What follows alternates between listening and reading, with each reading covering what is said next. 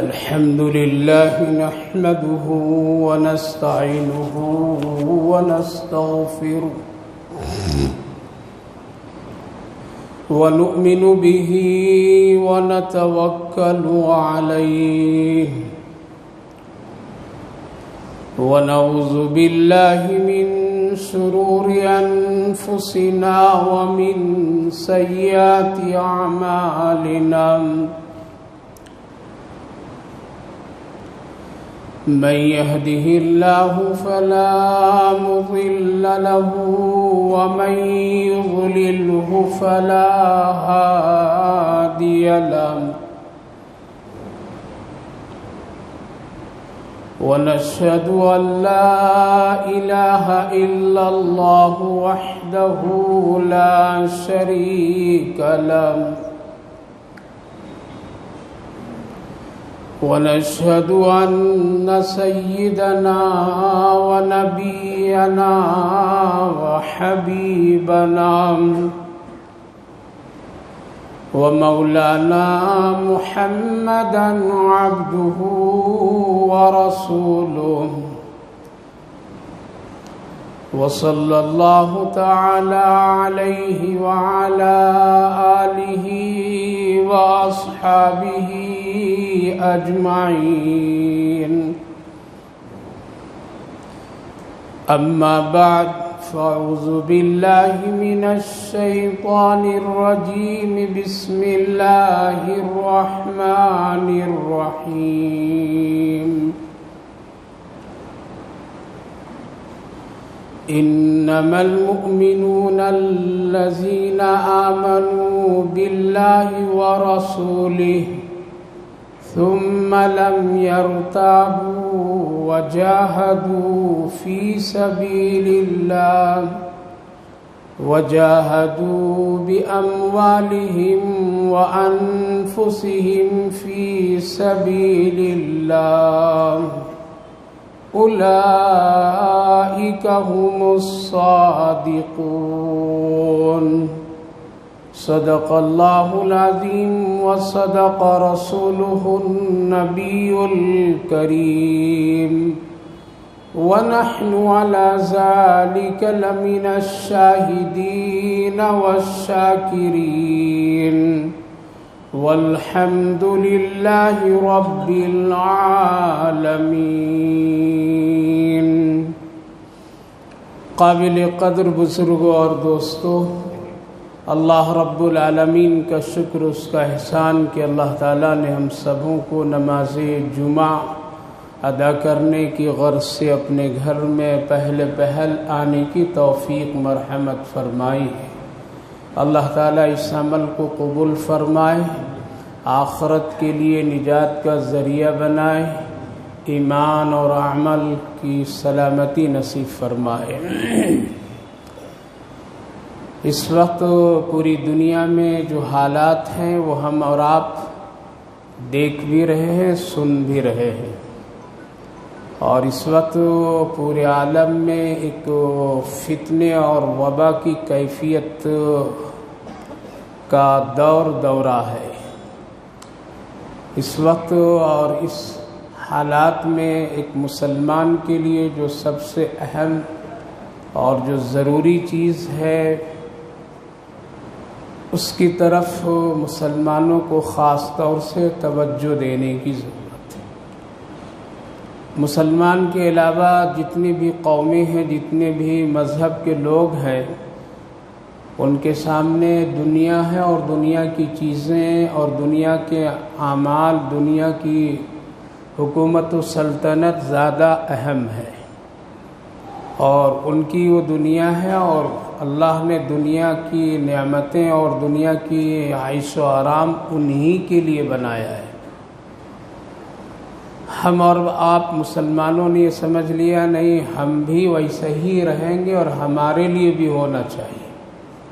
یہاں ایک غلط فہمی ہو گئی ہم لوگوں سے.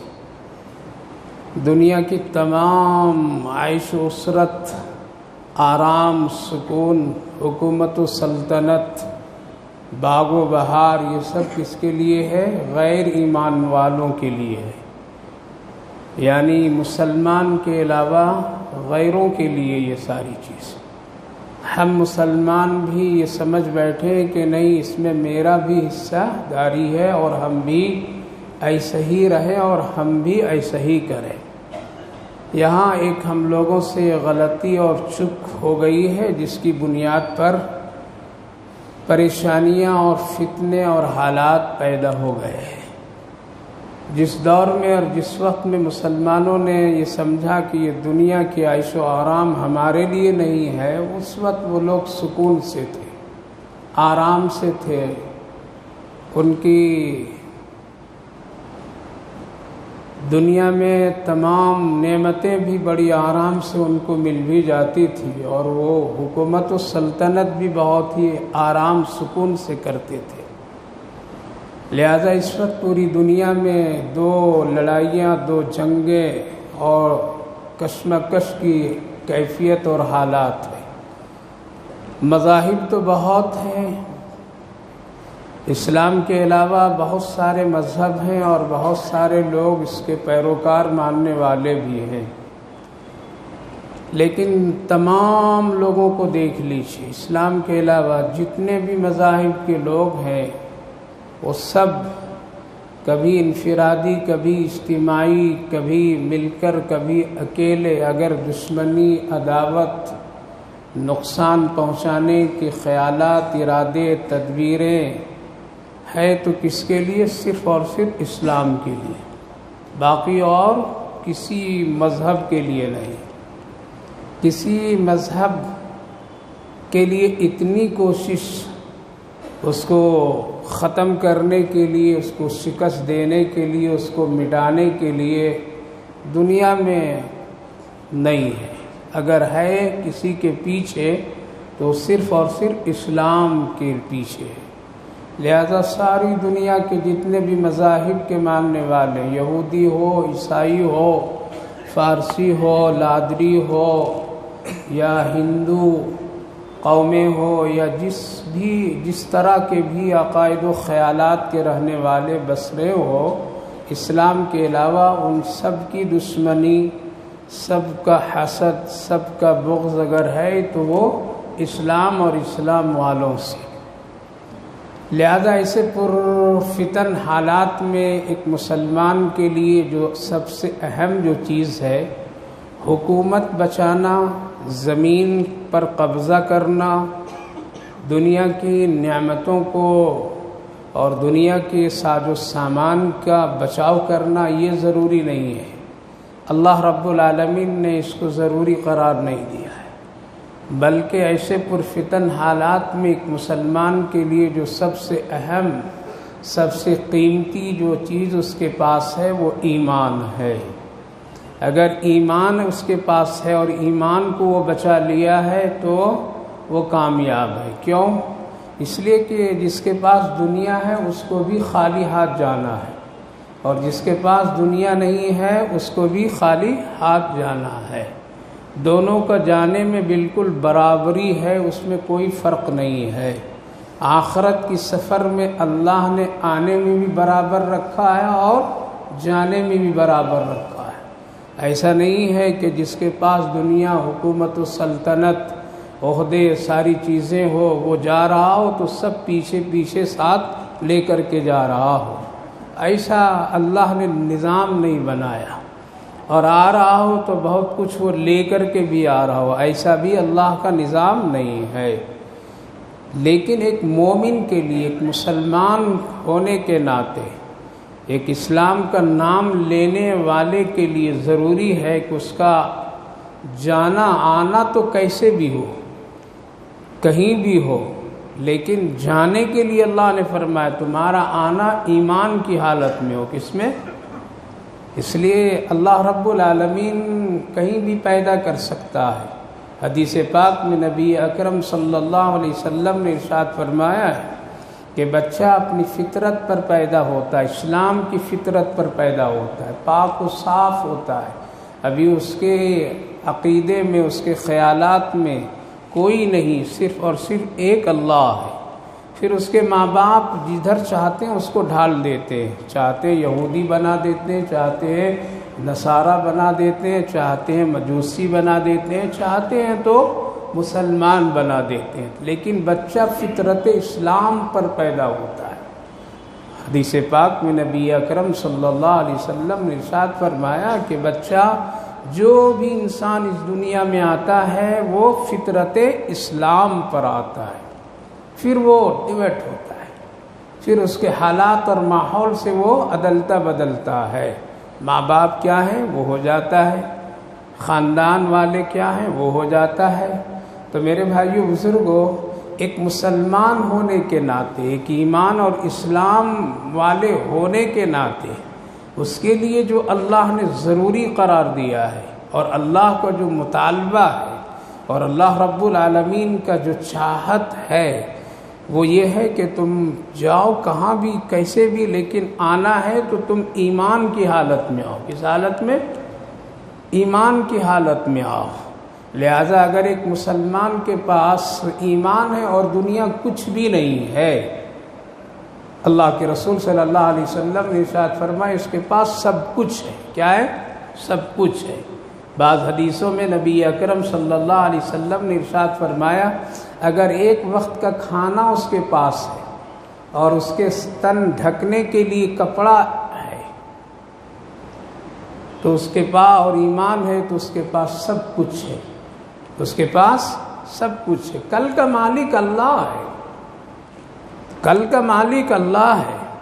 اس لیے اگر ایک وقت کی روٹی مل گئی اور تن پردے کے لیے، اپنے وجود اور اپنے جسم کو پردہ کرنے کے لیے اگر کپڑا مل گیا تو اس کے پاس میں سب کچھ ہے۔ ایمان اگر ہے تو وہ بادشاہ ہے وقت کا، اور اگر دنیا ہے اس کے پاس میں، ساتوں جہاں اس کے پاس ہو اور ایمان نہیں تو اللہ کے یہاں اس کی کوئی بھی قدر نہیں ہے۔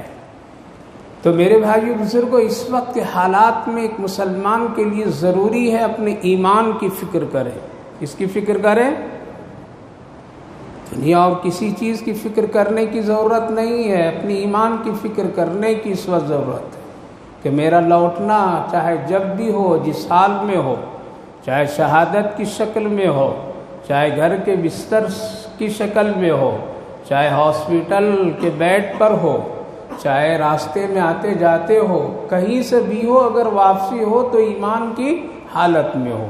اسی کو اللہ رب العالمین نے قرآن کریم میں ارشاد فرمایا یا ایھا الذین آمنوا اتقوا اللہ حق تقاتہ ولا تموتن الا وانتم مسلمون۔ تمہارا آنا ہو، تیری موت ہو تو ایمان ہی کی حالت میں ہو۔ اللہ کا یہ مطالبہ، اللہ کی چاہت۔ اسی لیے اللہ رب العالمین نے اچھے مومن کا، اچھے مسلمان کی ایک پہچان بتایا، اور قرآن کریم میں یوں ارشاد فرمایا انما المؤمنون الذین آمنوا باللہ ورسولہ، کہ مومن وہ ہے، مسلمان وہ ہے، یہ اللہ بتا رہا ہے۔ اس لیے ایمان کا قبول کرنا اللہ کے قبضے میں۔ پوری دنیا کے لوگ، پورے شہر کے لوگ ہم کو کہہ دے کہ مسلمان ہو تو بہت پکا ہو مسلمان، بہت اچھا ہو مسلمان، کام نہیں چلے گا جب تک کہ اللہ نہیں کہے، جب تک کہ اللہ کے نزدیک ہمارا اور آپ کا ایمان قابل قبول نہ ہو۔ پورا شہر کیوں نہ کہہ دے، تاج کیوں نہ پہنا دے مسلمان کا، پھر بھی اطمینان نہیں جب تک کہ اللہ کی طرف سے اس کی محبوبیت اور مقبولیت کا کوئی عمل اور کوئی علامت نہ ہم کو مل جائے۔ لہذا اللہ رب العالمین نے قرآن کریم میں ارشاد فرمایا انما المؤمنون الذین آمنوا باللہ ورسولہ۔ مومن کون ہے؟ مسلمان مومن ایمان والا کون ہے؟ انما المؤمنون الذین آمنوا باللہ۔ مومن ایمان والا وہ ہے جو اللہ اور اس کے رسول پر ایمان لائے، اس کے علاوہ کسی پر ایمان نہیں، بس اللہ ہے، اللہ کے سوا اور کوئی نہیں ہے، اور اس کے رسول آخری نبی حضرت محمد الرسول اللہ صلی اللہ علیہ وسلم رسول ہے، خاتم النبیین ہے۔ ثم لم یرتابوا، پھر اس ایمان میں اور اس اسلام میں ایمان کی جتنی بھی شکلیں ہیں، ثم لم یرتابوا، جتنے بھی باتیں ہیں، جتنے بھی فتوے فیصلے اللہ کے رسول صلی اللہ علیہ وسلم کی طرف سے، قرآن کی طرف سے جتنی بھی باتیں، ثم لم یرتابوا، اس میں شک نہیں کرتا ہو، تب وہ مومن ہے، تب وہ ایمان والا ہے۔ اور اگر کسی بھی ایک بات میں اس کو شک ہے، کسی بھی ایک بات میں اس کو تردد ہے، کسی ایک بات میں اس کو ہیرا پھیری اگر مگر کا خیالات وہ رکھتا ہے کہ نہیں اللہ ایسا کیا ہوتا تو بہت اچھا ہوتا، اللہ ایسا کر دیا ہوتا تو آج بہت اچھے ہوتے، رسول اللہ صلی اللہ علیہ وسلم اس کو حلال کر دیے ہوتے تو آج ہم بہت خوش ہوتے، نماز ایسی ہوتی، اتنی ہوتی، ایسی ہوتی، 5 وقت کیوں ہوتی، 2 ہی وقت ہوتی، سکون سے تجارت کرتا، کھاتا پیتا اور 2 وقت آرام سے آ کر کے پڑھ لیتا، یہ 5 کیوں ہو گئی؟ بہت سارے ایسے، یہ کام کیوں اس میں کر دیا گیا، سود حرام کیوں کر دیا گیا، رشوت حرام کیوں کر دیا گیا، جھوٹ کو کیوں حرام کیا گیا، کہیں اس کو بھی ذرا لہذا شک، آخری نبی ہی کیوں ہے، اور ہونا چاہیے تھا، آج بھی ضرورت ہے نبیوں کی، رسولوں کی، نعوذ باللہ، ایک اللہ کیوں، چھوٹے چھوٹے اور ہونے چاہیے۔ تو اگر مگر ثم لم یرتابوا، شک کیا اس نے، نہیں نکاح اتنی سادگی سے نہیں، ذرا چٹک مٹک بھی ہونی چاہیے تھی، اس میں اتنا اضافہ ہونا چاہیے تھا، اس کو کیوں اتنا مختصر اور سادگی، چند کھجور کے تقسیم اور بانٹنے پر نکاح، یہ نکاح لہذا شک، ثم لم یرتابوا، اگر اس نے شک نہیں کیا، وجاہدوا، اور وہ جہاد بھی کیا وقت پر، بِأَمْوَالِهِمْ وَأَنفُسِهِمْ، اپنے مال سے اور اپنی جان سے، اولئک هم الصادقون، یہی سچا دعوے کے اعتبار سے ایمان والا ہے۔ کس کا فتویٰ ہوا؟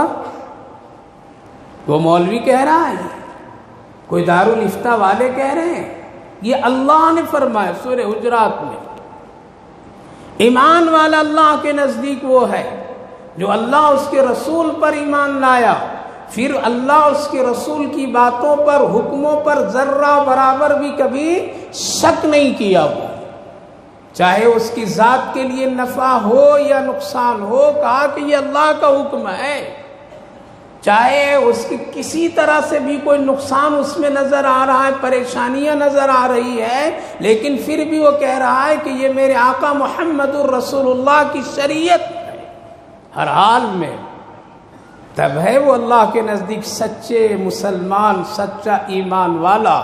اور اگر یہ چیزیں اس کے اندر نہیں ہے تو پوری دنیا مل کر کے ہم کو اور آپ کو کہے، پھر بھی اللہ کے نزدیک ایمان والے ہم اور آپ نہیں کہلا سکتے۔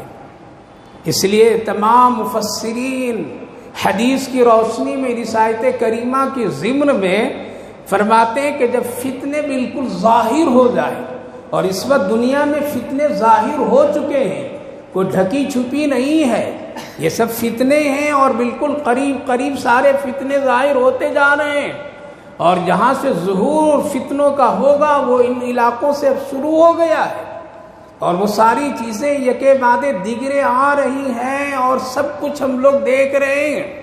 لہذا فتنوں کے زمانوں میں حالات جب ایسے ہوں خوفناک، دہشتناک، تو ایسے موقع پر ایک مسلمان ہونے کے ناطے اس کو سب سے اہم ضروری ہے اپنے ایمان کی وہ حفاظت کرے، باقی چیزیں کی حفاظت تو اللہ کر دے گا۔ لہذا ایسے موقع پر کم سے کم ایک بندے مومن کے لیے 4 چیزیں ضروری، کتنی؟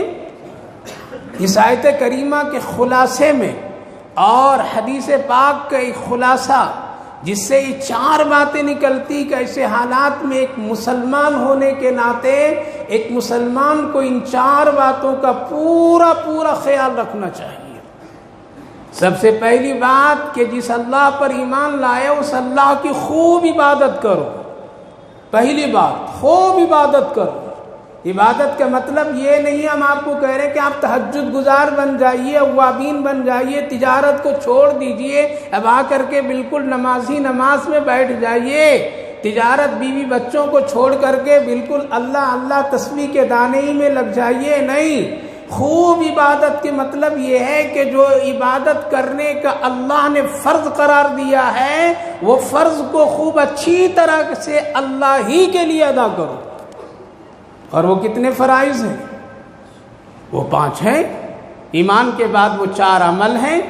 نماز عبادت ہے، خوب اچھی طرح سے 5 وقت کی نماز پڑھیے. آپ کو کوئی نہیں کہہ رہا ہے کہ آپ تہجد پڑھیے، کہ آپ کا شوق ہے. آپ اگر چاہتے ہیں تقرب الی اللہ حاصل کرنا، آپ چاہتے ہیں آخرت میں درجات حاصل کرنا، تو آپ تہجد بھی پڑھیے، آپ اوابین بھی پڑھیے، آپ اشراق بھی پڑھیے، آپ چاش بھی پڑھیے، نوافل بھی پڑھیے. لیکن یہ فرض جو ہے وہ ہر حال میں کس کے لیے کرنا ہے؟ کب کرنا ہے؟ ہمیشہ کرنا ہے. اور ایسے موقع پر جب دنیا میں یہ حالات جو ہمارے اور آپ کے سامنے اس وقت میں ہے، اس وقت کو زیادہ ہی اہتمام کے ساتھ کرنا چاہیے. تو پہلی بات یہ ہے کہ اللہ کی خوب عبادت کرو، خوب عبادت کرو. اس سے بالکل اپنے آپ کو کسی طرح غفلت میں مت ڈالیے. اور یہ مت سوچئے کہ کل سے شروع کریں گے، کل کریں گے، بعد میں کر لیں گے. ابھی تو وہاں فلسطین میں ہیں، ابھی تو ملک شام میں ہیں، ابھی تو وہاں کے لوگ پریشان ہیں، ابھی تو اس علاقے میں ایسے حالات ہیں. ہم تو بالکل خوش ہیں، ہمارے یہاں تو کچھ بھی پریشانیاں نہیں ہیں، ہم تو اطمینان سے ہیں، ہماری ساری چیزیں ٹھیک ہے. نہیں، ایک ایمان اور مسلمان ہونے کے ناطے جتنا فرائض وہاں ضروری اتنے ہی فرائض یہاں بھی ضروری ہے. نماز وہاں بھی ضروری، نماز یہاں بھی ضروری. لہذا اللہ کی عبادت خوب کیجیے. فرماتے ہیں کہ اگر اللہ کی عبادت میں غفلت، اللہ کی عبادت میں سستی، اللہ کی عبادت میں کوتاہی، اللہ کی عبادت میں چوری، اللہ کی عبادت میں کسی طرح سے ہیرا پھیری، تو پھر اللہ ایسے لوگوں سے، ایسے جگہوں سے، ایسے مقام سے اللہ ناراض ہو جاتا ہے. اور جب اللہ ناراض ہو جائے گا تو پھر کوئی بچانے والا نہیں ہوگا. اس لیے پہلی بات ہے یہ کہ خوب عبادت کیجیے. آج مسلمان غفلت میں عبادت کرنے میں، غفلت میں، نماز کی کوئی اہمیت نہیں ہے. دوسرے اور اعمال کی عبادت کی جتنی بھی شکلیں اس میں کوئی اہمیت نہیں ہے. بس ایک ٹالنے، ایک رسم اور ایک دیکھا دیکھی کے مسئلے میں ہم لوگ عبادت کر لیتے، ورنہ حقیقی عبادت جس طرح کرنی چاہیے نہیں کر پاتے. تو پہلی بات اللہ کی عبادت خوب کرو. دوسری بات علماء کرام لکھتے ہیں اس آیت کریمہ کے ضمن میں کہ جب ایسے حالات آ جائیں اور خیالات، رائے، فیصلے اور بہت ساری باتیں جب پھیلنے لگے، گردش کرنے لگے اور ایمان کے حالات تزلزل میں آ جائے، پتہ نہیں اسلام حق پر ہے یا نہیں ہے، اسلام والے حق پر ہیں یا نہیں ہیں، اگر حق پر ہوتے تو یہ مار کیوں کھا رہے ہیں، حق پر ہوتے تو ان کی مدد اللہ کیوں نہیں کر رہا ہے، حق پر اسلام والے ہوتے تو اتنی ذلت کی موت بظاہر کیوں دکھائی دے رہی ہے. جب اس طرح کے شک و شبہات، رائے، خیالات دنیا سے لوگوں کی جب آنے لگے تو ایسے موقع پر اللہ کی کتاب کو مضبوط سے پکڑ لو. اور وہ اللہ کی کتاب کون سی ہے؟ قرآن. قرآن ایسے موقع پر کیا کہہ رہا ہے؟ اللہ کی کتاب کو مضبوطی سے پکڑیے. کسی کی رائے پر چلنے کی ضرورت نہیں ہے، کسی کی بات سننے کی ضرورت نہیں ہے. اور قرآن یہ کہتا جو اللہ کا کلام ہے کہ اسلامی حق ہے، اسلام مذہب حق ہے، اسلام والے حق پر ہیں. لہذا ایسے موقع پر کسی دوسری کی رائے لے کر کے، سن کر کے اپنے ایمان کو خراب کرنے کی ضرورت نہیں ہے، بلکہ کیا کرنا ہے؟ اللہ کی کتاب کو مضبوطی سے پکڑ لینا، تھام لینا کہ ایسے موقع پر اللہ کیا کہہ رہا ہے، اللہ کا حکم کیا ہے، اللہ حق کہہ رہا ہے یا نہیں کہہ رہا ہے. اگر اللہ اسلام کو حق بتا رہا ہے تو یہ پوری دنیا کے مذہبوں میں سب سے بہترین حق والا مذہب ہے. اب ہم کو اسی پر جینا اور مرنا ہے. یہ کتنی بات ہوئی؟ 2. اب کتاب اللہ سے اگر ہٹ جائیں گے تو ہے کوئی دوسری کتاب، ہے کوئی اور قانون جو ہمیشہ سے ہو اور اسی کے اوپر کامیابی ہو؟ کوئی کتاب نہیں ہے. کتاب اللہ، رسول اللہ، یعنی نبی اکرم صلی اللہ علیہ وسلم کی سنت. ایسے حالات میں، ایسے موقع پر جب بالکل پریشانیاں ہو، دشمن بالکل اپنے آپ کو کامیاب کی طرف بڑھ رہا ہو اور مسلمان بظاہر شکست کھاتے چلے جا رہے ہو، تو ایسے موقع پر ہم کو دیکھنا ہے کہ رسول اللہ کا کیا طریقہ ہے. آپ نے ایسے موقع پر اپنے آپ کو اور اپنے صحابہ کو کیا تعلیم دی ہے. آپ نے اپنے صحابہ کو ایسے موقع پر میں کیا حکم دیا ہے، اور صحابہ کرام رضوان اللہ عنہم اجمعین ایسے موقع پر میں کیا کیے ہیں. کیا ان کے پاس میں اگر کوئی شکست کی کیفیت آ گئی تو کیا وہ بدل گئے؟ کیا وہ اسلام سے انحراف ہو گئے؟ کیا وہ اسلام کو چھوڑ دیے؟ کیا اسلام سے وہ ادھر ادھر ہو گئے؟ کیا کیے؟ تو ہمارے پاس بہترین جو ہے وہ رسول اللہ کی سیرت، صحابہ کی سیرت موجود ہے. اس سے بہترین اور کوئی بھی نہیں دنیا میں، کوئی قوم دنیا میں صحابہ اکرام رضوان اللہ عنہم اجمعین سے بہتر نہیں آئی ہے. اسی لیے تو نبی اکرم صلی اللہ علیہ وسلم بدر کے میدان میں کیا فرمایا تھا؟ فرمایا تھا اللہ اگر یہ مٹھی بھر آج ایمان والے کو اگر شکست ہو گئی اور اگر یہ ختم ہو گئے، اے اللہ تو قیامت تک ایسے مخلص نہیں پیدا ہوں گے. نبی کو بھی معلوم تھا کہ اس جیسے مخلص اور کوئی پیدا اللہ کر ہی نہیں سکتا ہے. یہ تو جان بھی لگانے والے، جہاد بھی کرنے والے، اخلاص کے ساتھ ایمان پر آنے والے، اب اس سے بہترین اور کون ہو سکتا ہے. اس لیے پرفتن دور اور حالات میں ادھر ادھر کی خبریں سن کر کے، رائے سن کر کے، فوٹو اور یہ ساری چیزوں کو دیکھ کر کے اپنے ایمان کو کمزور نہ کیجیے. خطرے کا وقت ہے اس وقت. اسی لیے کہا گیا کہ مسلمان کو ایسے حالات میں زمین کی فکر نہیں، دکان کی فکر نہیں، ملک اور سلطنت کی فکر نہیں، بلکہ وہ اپنے ایمان کی فکر کرے. ایمان کی برکت سے اللہ سب کچھ کامیاب کر دے. لہذا ایسے حالات میں اپنے ایمان کی فکر کیجیے، اپنے بچوں کی ایمان کی فکر کیجیے. چوتھی جو چیز وہ بہت ہی اہم ہے کہ محنت کریں حلال روزی کے لیے. کس کے لیے؟ حلال روزی کے لیے اس وقت ایمان والے محنت کریں اور فضول خرچی نہیں کریں. فرمایا گیا کہ یہ 4 چیزیں اگر کر لیے مسلمان تو کامیاب رہیں گے. کتنے؟ یہ 4 چیزیں. نمبر 1 پھر سنیے، اللہ کی عبادت ہر حال میں خوب کیجئے، یعنی جو فرض ہے اس میں ذرہ برابر بھی غفلت نہیں. نمبر 2، اللہ کی کتاب یعنی قرآن کو مضبوطی سے تھامیے، پکڑیے. جو کچھ اللہ نے قرآن میں کہا وہ بالکل حق ہے، صحیح ہے، اس میں ذرہ برابر بھی شک نہیں. تیسری چیز، رسول اللہ کی سیرت، صحابہ کا عمل.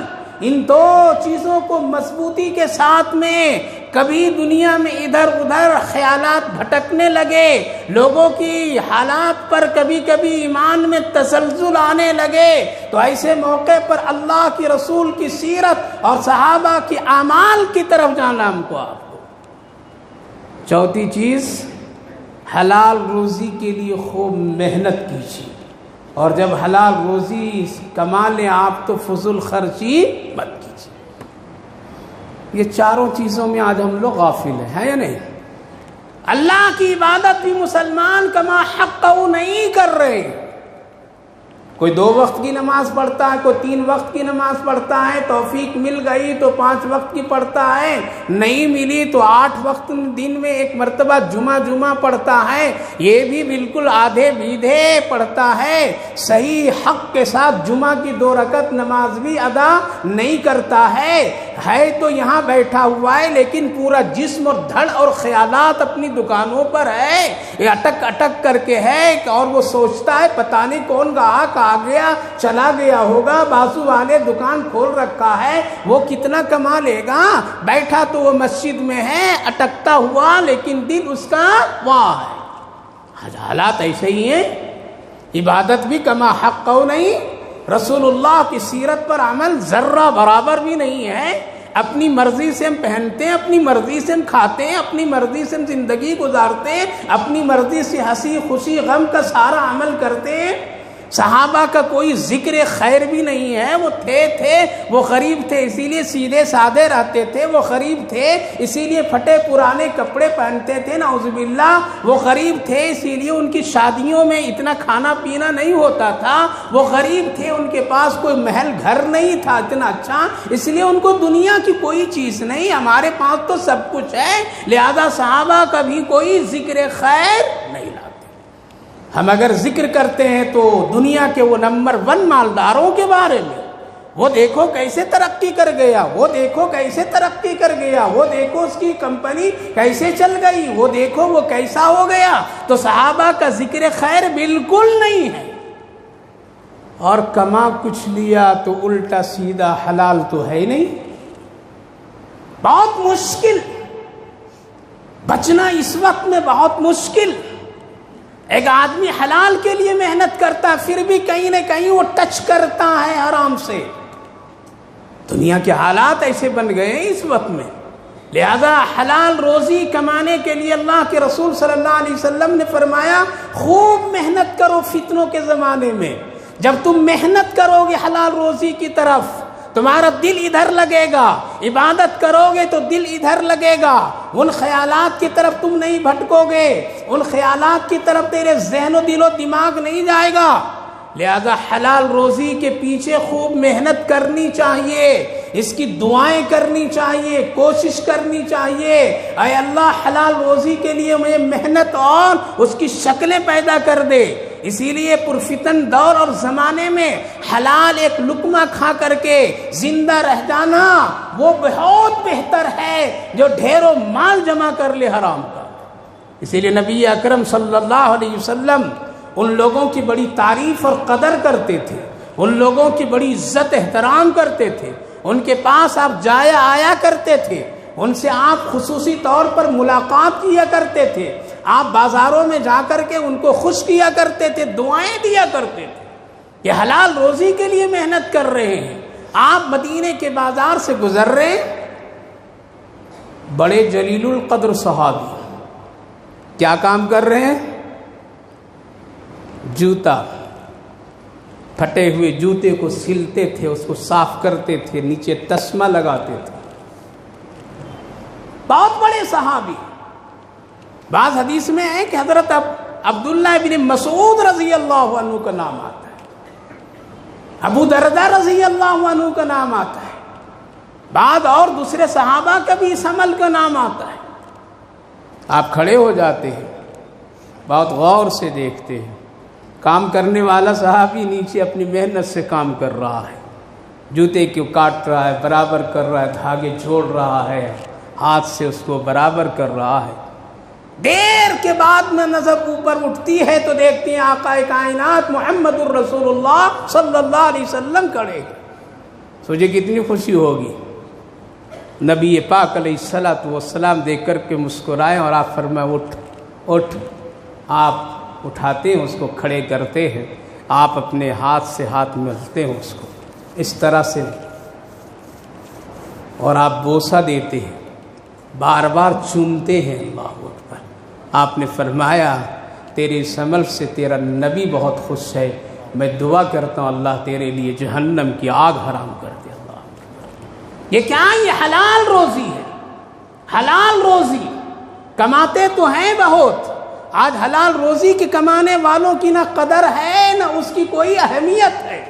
ہم نے اس کی اہمیت زیادہ دے دی ہے کہ جو لوگ حرام طریقے سے کما کے بڑے اونچے نظر آئیں، واہ کیا تاجر ہے، ماشاءاللہ کیا بڑا آدمی ہے، کیا یہ ہے، لیکن اگر معاشرے میں ایک جھاڑو دینے والا، ٹماٹر حلال طریقے سے بیچنے والا، دیواروں کو پینٹ کرنے والا یا چھوٹے موٹے کام کرنے والا، پنچر ڈالنے والا حلال روزی اگر کماتا ہے تو اس کے سامنے بیٹھنا، اس سے ملنا، آج کے بڑے مالداروں اپنے آپ کو گھٹیا اور حقیر سمجھتے ہیں۔ لیکن آقا کریم صلی اللہ علیہ وسلم نے ایسے جوتے پالش کرنے والے، جوتے سلنے والے، ہاتھ کھردرا ہو جانے والے کے ہاتھ کو چوم کر کے پوری دنیا کے ان غریب مزدوروں اور ایسے کام کرنے والوں کی شان اور عزت بڑھا دیا آپ نے۔ لہذا فرمایا گیا کہ حلال روزی کے لیے کیا کرو؟ محنت، اور مل جائے تو کیا کرو؟ دھواں دھار خرچ کرو، فضول خوب خرچی کرو، کریے، فتنے آنے والے ہیں۔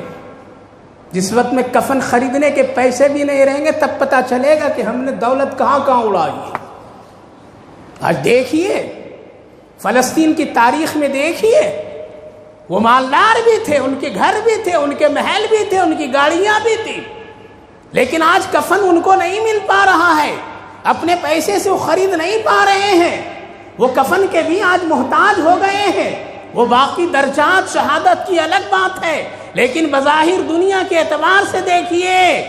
لہذا فضول خرچیاں آج جو کر رہے مسلمان، بے دریغ ہو کر کے، کہیں ایسے حالات نہیں آ جائیں کہ کفن خریدنے کے بھی پیسے نہیں ہو۔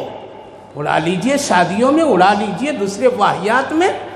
اس لیے آج ہم لوگ شریعت سے، سنت سے، قرآن سے، اللہ کے حکم سے ہٹ کر کے فضول خرچیوں میں بے شمار کام میں لگے نہ لگے۔ اس کی چند مثالیں۔ پیدا ہوا بچہ، کیا حکم ہے؟ ایک کان میں اذان، ایک کان میں اقامت، نام اچھا رکھ دو، 7 دن کے بعد کیا کرو؟ حسب سہولت ہے، سہولت تو عقیقہ کرو، نہیں ہے تو مت کرو۔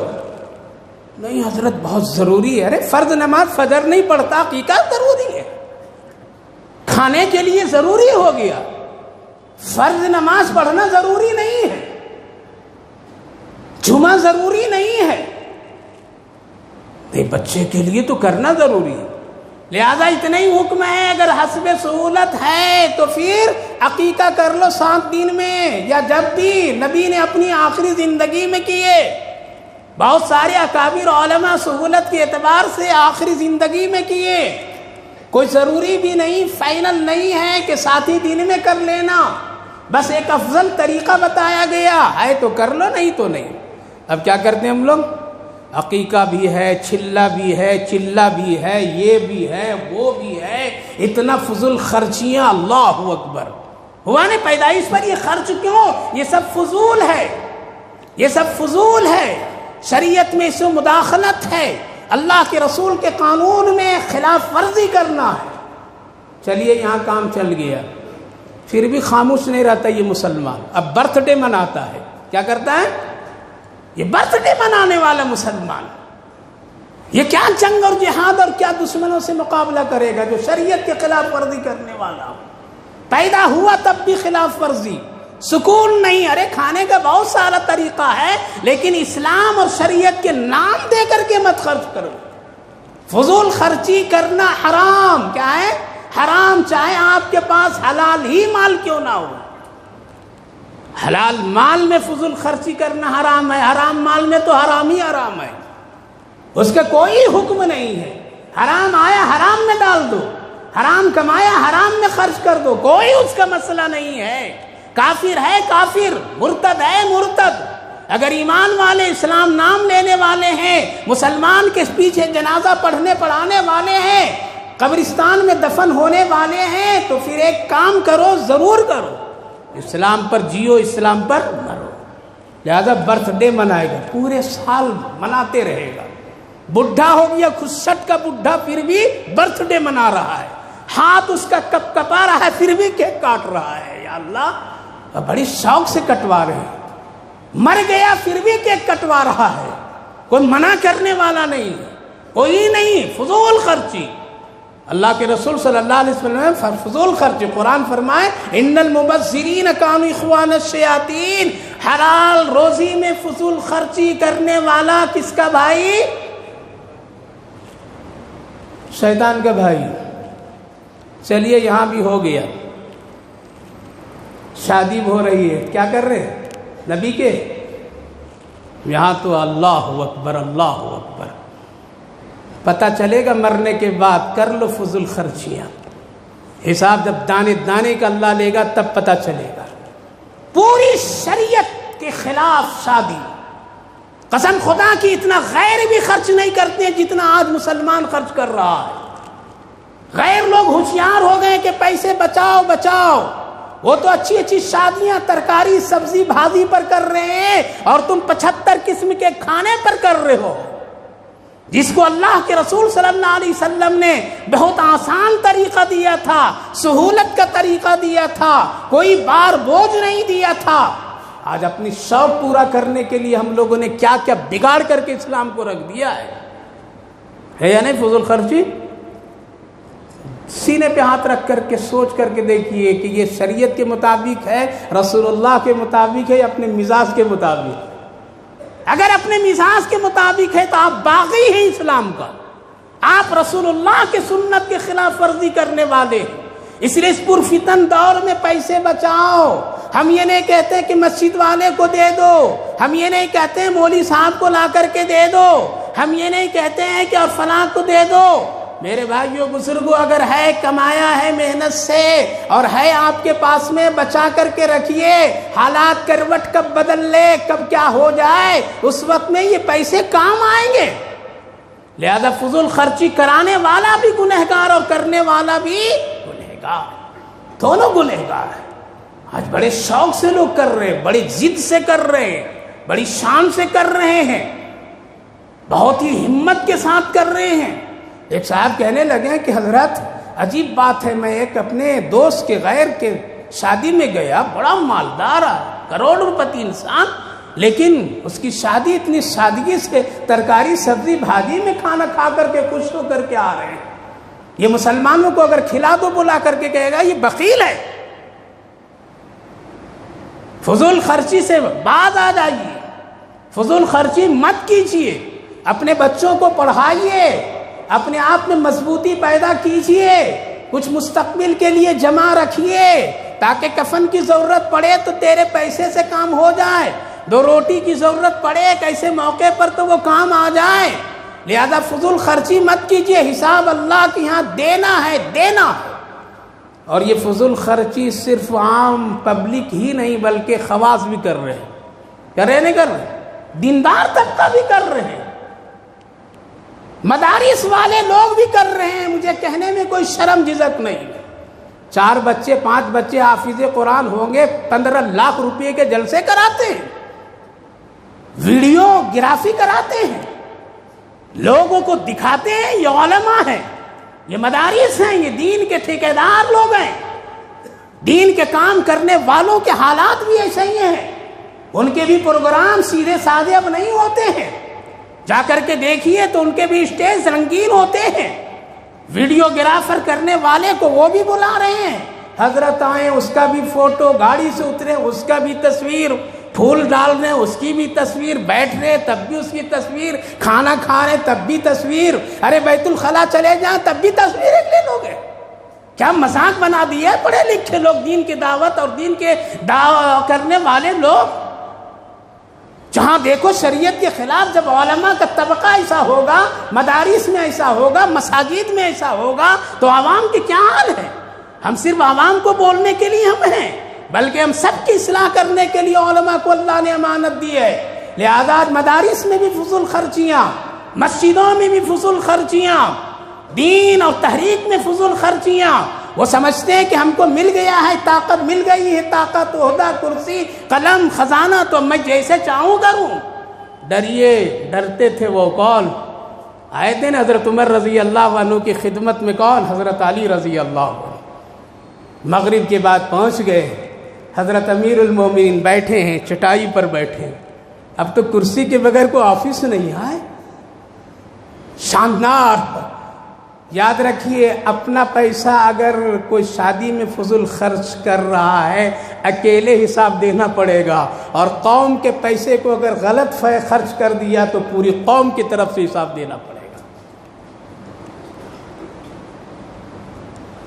آئے، سلام، بیٹھے، خیریت ہے علی بھائی، کیوں آیا ہے؟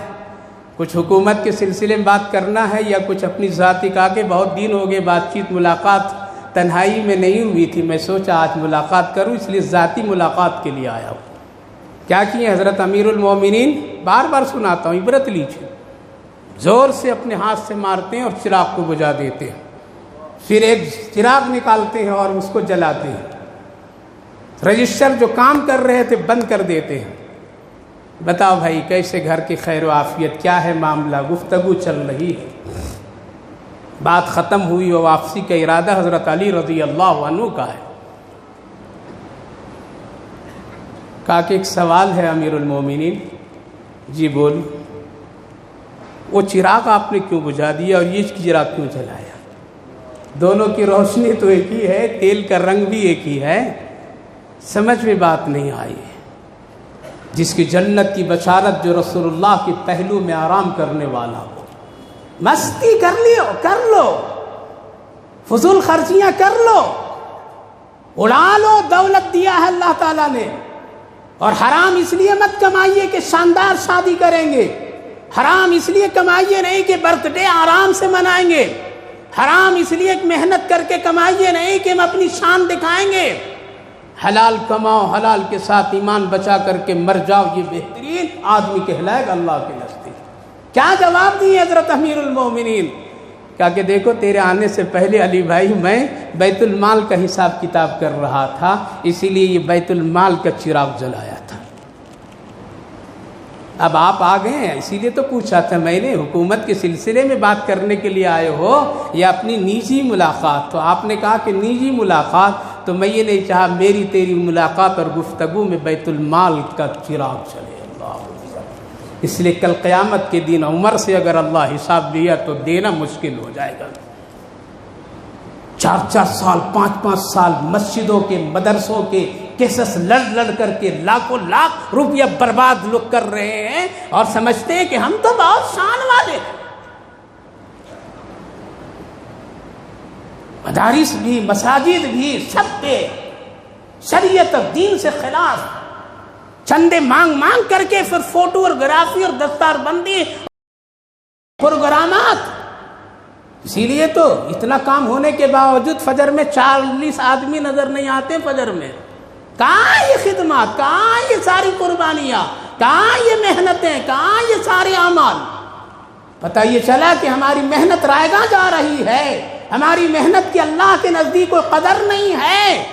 اگر اتنے بڑے بڑے اجتماعات سے، اتنے بڑے بڑے جلسے جلوس سے، اتنے بڑے بڑے پروگرامات سے اگر حالات بدلتے تو قسم خدا کی فجر کی نماز میں 500 نمازی ہوتے، لیکن بدلنا نہیں۔ اس بات کی علامت ہے کہ اللہ کی ہماری قربانیاں، محنتیں قدر نہیں ہو رہی، رائیگاں ہو رہی، دکھاوا ہے۔ اسی لیے 4 چیزیں کرنی ہے۔ کتنی کرنا؟ ایک تو خوب عبادت کیجئے، دل لگے یا نہ لگے لگائیے۔